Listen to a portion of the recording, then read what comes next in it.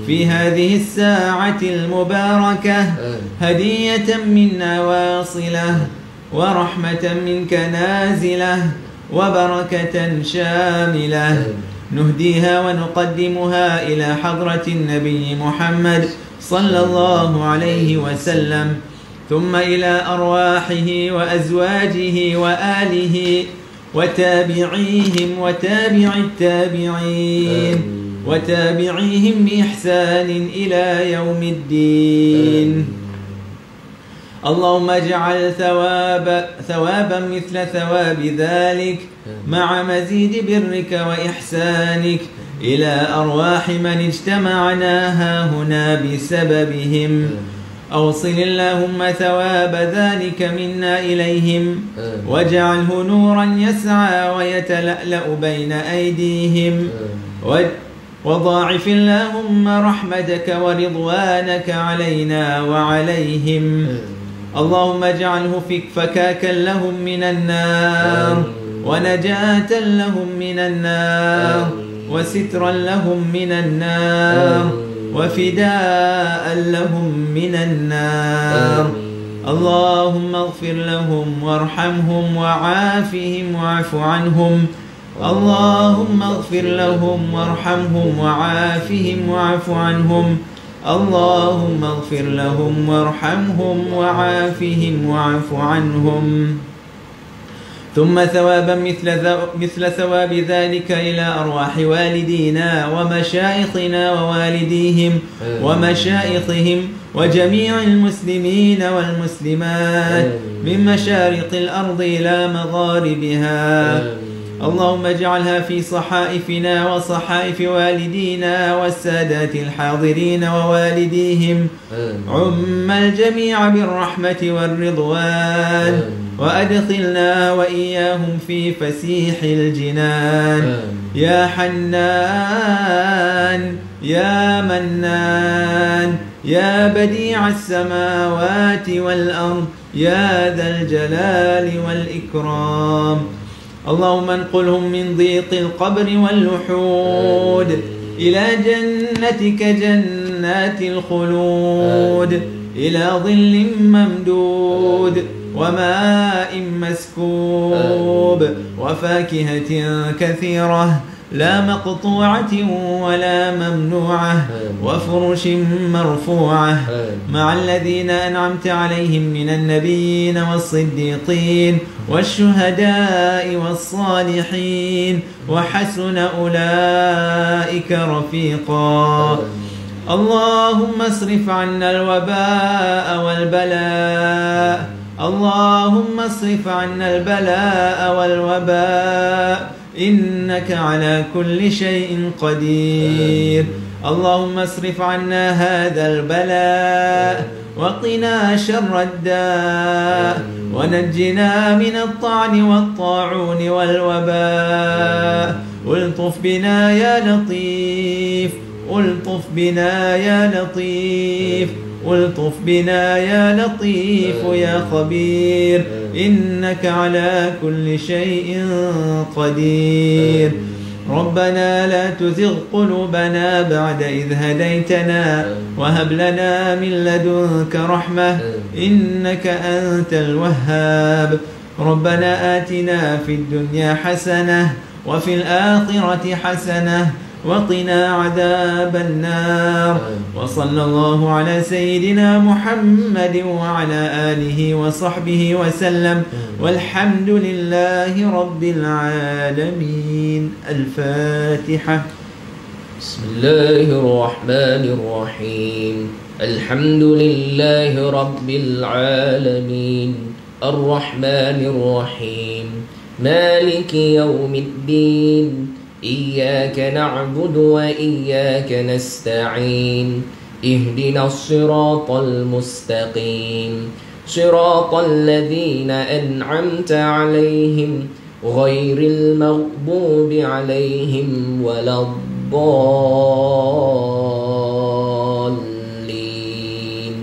آمين.